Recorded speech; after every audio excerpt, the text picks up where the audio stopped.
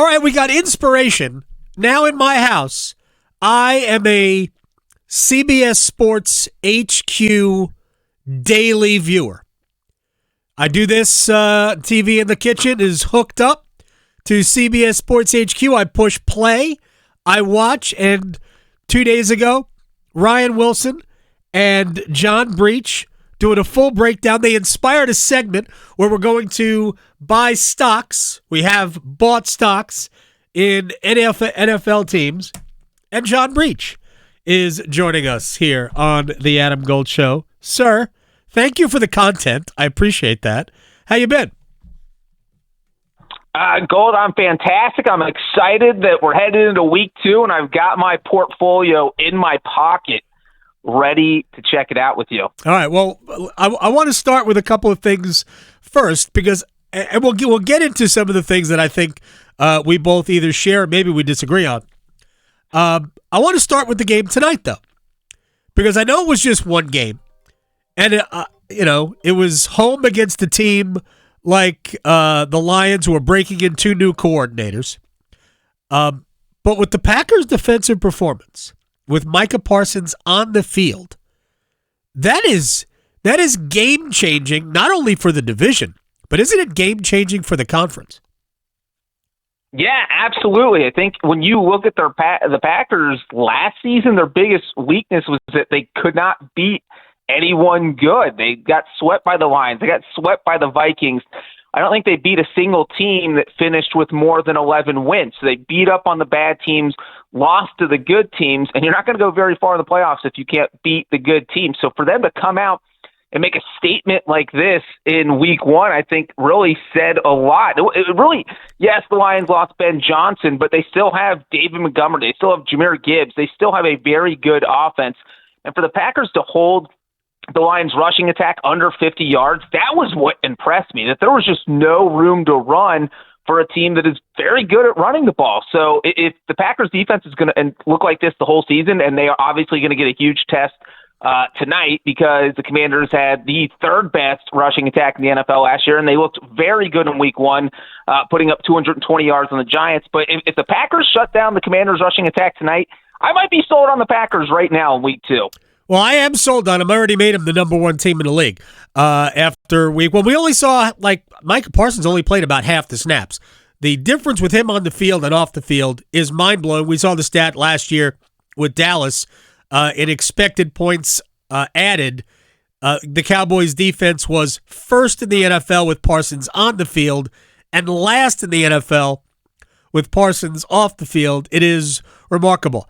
I still kind of feel like there are going to be points in tonight's game, though.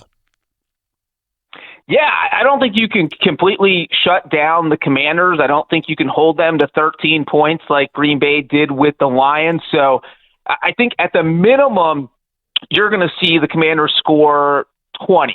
And so if you're the Packers, you want to win that game, you've got to put up more than 20. So I do think that we're going to see maybe not a shootout where both teams score in the 30s, but I think this is a game that at the minimum gets both teams into the 20s. John Breech, CBSSports.com, joining us here in the Adam Gold Show. Before the season started, I said I wasn't sure what value to place on the closing stretch of Bryce Young a year ago, because the outcome of the games didn't matter. Now, there's a lot of caveats there. Even if you go back even a few games prior, his performances against the Chiefs late, against the Eagles late, where he either put them in position to win, gave them the lead like he did against Kansas City. They ultimately lost that game. Threw a pass that should have been a game-winning touchdown to Xavier Legette that he dropped in Philadelphia. Now, maybe these are teams completely overlooking the Panthers, justifiably so, but his better performances were in key situations, but I still didn't know what value to place on it. I know I was disappointed in Bryce in game 1. I don't think it was all his fault. I know you were a little bit skeptical of what we can expect from him going forward, right? Well, I think that based on the way the Panthers finished last season, everyone had high hopes. Panthers fans expected a lot out of him in week 1, and you have Dave Canales with the full offseason with Bryce Young. He's not a new coach anymore, so it's Bryce Young should be very familiar with the offensive system at this point. He ran it well to end last year, and they almost had a layup game as far as you can get in the NFL in week one, facing a Jacksonville defense that gave up the most passing yards in the NFL last year. And I know things change season to season, but teams don't go from the 32nd ranked passing yards team to the first rank. So Jacksonville's defense isn't great. I don't think it's going to be great when we're looking at this at the end of the year. So this felt like a game where Bryce Young had a chance to really prove how far he's come along. And instead, he just kind of stumbled out of the gate. He wasn't accurate. There were just too many bad throws against a defense that's not that good. So I would think if you're a Panthers fan, you had to be frustrated watching him play in the opener. Oh, there's no doubt. I mean, my timeline, my Twitter timeline during the game was just abysmal. He sucks. He'll never be a quarterback. He's too small. You could barely see him. Oh, this is crazy. I still think he's good. I don't know how good, but I still think he's good. I think there were a lot of things. Offensive line was bad. The losing Ike Ekwonu didn't help, but there were a lot of things going on in that game. And Bryce Young was responsible for many of them, so I'm not absolving him. But plays were getting in late. They were rushed. No blocking. He was late getting throws out. The miss to Hunter Renfrow on the left sideline early in the game was a big one. Then there were, Xavier Legette doesn't get 2 feet in bounds, which every receiver that plays in the NFL would have been able to get 2 feet in bounds. Inexcusable that Legette didn't. 2 plays later, Bryce fumbles, at least takes a field goal away from Carolina, and Jacksonville goes down the other way and scores right before the half.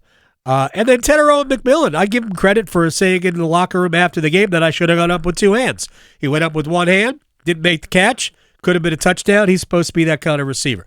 I want to go back to a game, though, that I watched during the lightning delay. Very good light. That was one of the best parts of the Jaguars-Panthers game, the 90-minute delay for lightning. I watched Steelers-Jets during that period. Super entertaining game. I'm not sure the Jets didn't have the better quarterback in the game. But if the Steelers can get that out of Aaron Rodgers, John Breech, what can we expect from them? Yeah, I think the Steelers were kind of slept on this offseason. Everybody's talking about the Ravens and the Chiefs and the Bills, and if there's going to be a resurgent team in the AFC North, it was going to be the Bengals. And there was just the Steelers there. They made a trade for DK Metcalf and added Jonnu Smith. They got TJ Watt under contract. They made Cam Hayward happy. And, of course, they added Aaron Rodgers. And look, Aaron Rodgers can be playing with a chip on his shoulder. This might be his last season. He's not happy with how things ended in New York with the Jets. And so when you look at what the Steelers can be this season, we know their defense is good, and they finished with a winning record last year, even though the offense was kind of hampered. So with Justin Fields and Russell Wilson at quarterback. So it was, if Aaron Rodgers just can be slightly better than those two were last year, and I absolutely think he can, there's no reason the Steelers can't win, say, 10 games. So I think the week 1 win over the Jets really gave you a taste of what this Steelers team can be. I don't think anyone thought they were going to score 34 points in the first week of the season, that Aaron Rodgers was going to throw 4 touchdown passes. And you look at their schedule, and of course they get the 2 divisional games against the Browns. They got a game against the Patriots. They got a game against the Bears. They just have a lot of winnable games. So I will not be surprised if we're talking about the Steelers when we're having a wild card conversation in December. Oh, I definitely think they're a good bet to make the playoffs. Again, if you give them credible offense last year, they go better than 9-8. As long as now, it's possible that their defense isn't as good. The Jets ran the ball, not easily, but they ran the ball effectively. Justin Fields a big part of that. No, Fields also threw the ball really well. Jet fans, and I used to be one, so I'm kind of familiar with the franchise and the trajectory. I think Jet fans should be optimistic, not only about this year, but about the future. We know Fields is not a great pocket passer, but I think if the Jets can get the lead, I think the Jets become a very difficult team to beat. Jets win that game if the punt returner doesn't fumble. If they don't turn the ball over there, the Jets will win that game, or at least have a much better chance. They don't have to be coming back to win it. They might just try to be preventing Aaron Rodgers from getting him at the line. John Breech, CBSSports.com. Couple of more quick things. 49ers, no George Kittle. He's on IR for, 4 or 5 weeks. And it looks like they're going to be without Brock Purdy. I know they're kind of playing it coy, but if they haven't declared him out, it's very unlikely he's going to play, and they're talking about a 2 to 5 week injury. He's got a shoulder and a toe. The Mac Jones, isn't this who Kyle Shanahan was going to draft third a few years ago anyway, until they flipped at the last minute and took Trey Lance? Absolutely. So this is Kyle Shanahan's dream situation. He gets to start a game with Mac Jones without having to go through all the drama of benching Brock Purdy or something crazy like that. This is where they went out and got him. This is one of those situations where Kyle Shanahan says, if my starting quarterback gets injured, I want someone who I can trust running my offense. And so Shanahan clearly trusts Mac Jones. And the one thing, let me say, Adam, the 49ers were my pick out of the NFC to get to the Super Bowl this year.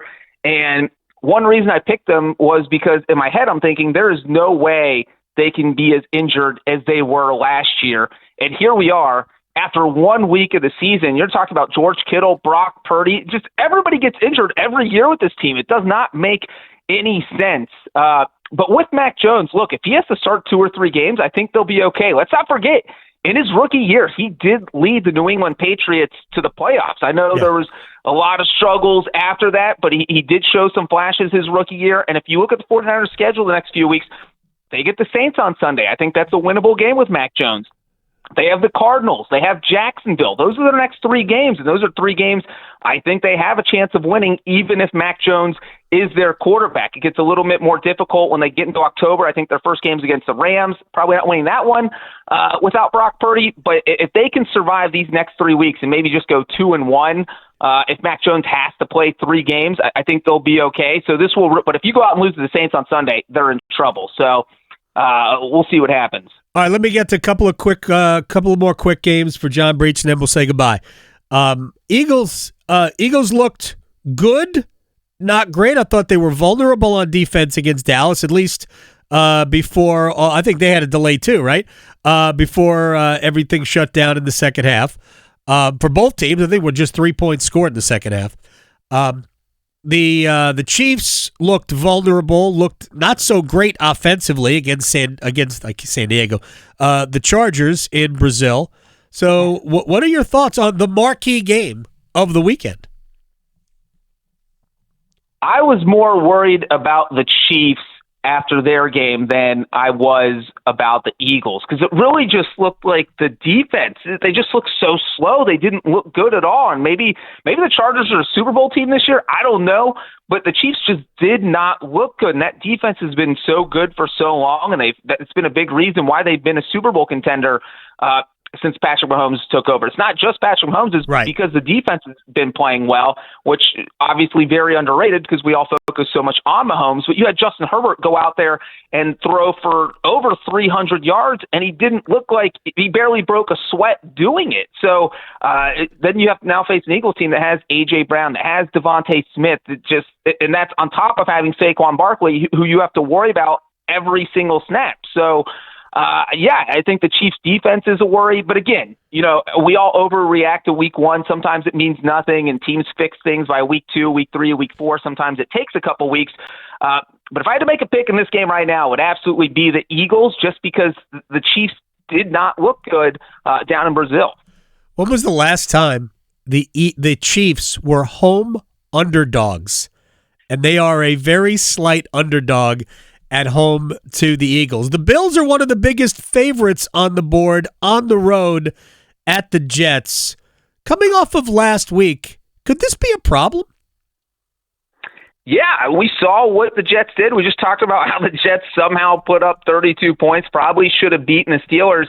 And the other part is, look, there's a lot of people that do survivor pools, and I'm guessing Bills over Jets will be a popular pick. But one thing They just came off this huge game against the Ravens. And I'm not saying Jets is a trap game. It's on the road, divisional game.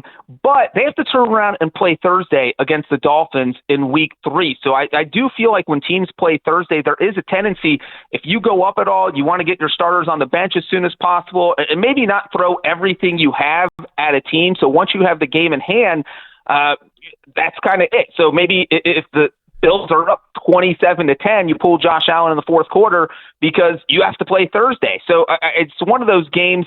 I do think the Bills win, but I think it's probably going to be a little bit closer than most people think. I think games the way the Ravens ran the ball against Buffalo, I give the Jets a puncher's chance the way Breece Hall ran it against the Pittsburgh Steelers. And I know you have an affinity for the Cincinnati Bengals. We've got 2 1-0 teams. The Jaguars are in Cincinnati. And, I'm not really into either. I don't think either are going to make the playoffs. I hope I'm not offending anybody in the Breech household. But what are your thoughts on this game? I'm intrigued by this because I don't really like Jacksonville. And I thought Cincinnati probably got away with it against Cleveland in the opener. What are your thoughts on this? Well, the Bengals have been a horrible week 1 team, so the fact that they are able to steal one in Cleveland, they've got to be thrilled about that. And then you look at Jacksonville. I think Travis Hunter is going to be fun to watch this week. They said he's probably going to play more defensive snaps, which makes sense because now you put him out there because the Bengals have Jamar Chase, the Bengals have T. Higgins. I do think we are going to see an offensive explosion from the Bengals. I wrote an article on CBSSports.com actually that's going out today about how Joe Burrow has been able to rebound in his career from games where he was held under 200 yards passing. And in the following week, he averages 300 yards. So we're talking about a guy, you might hold him down, but he almost never plays 2 bad games in a row. So I do think we'll see the Bengals score some points. It will just be interesting to see if the defense can play another good game. And if the Bengals defense does look good again in week 2, I do think you have to take them very serious, Adam. I know you don't think they're going to make the playoffs, but if this defense was so bad last year, and if we saw they won the game in week 1, and if they're able to do something like that again in week 2, I think the Bengals are back in the Super Bowl contender conversation. Ooh, those are strong words from John Breech. I appreciate that. Thank you very much for making I guess it was Tuesday, my Tuesday so much brighter, you and Ryan Wilson on CBS Sports HQ. I'll talk to you very soon, my friend. Thanks for having me, Adam.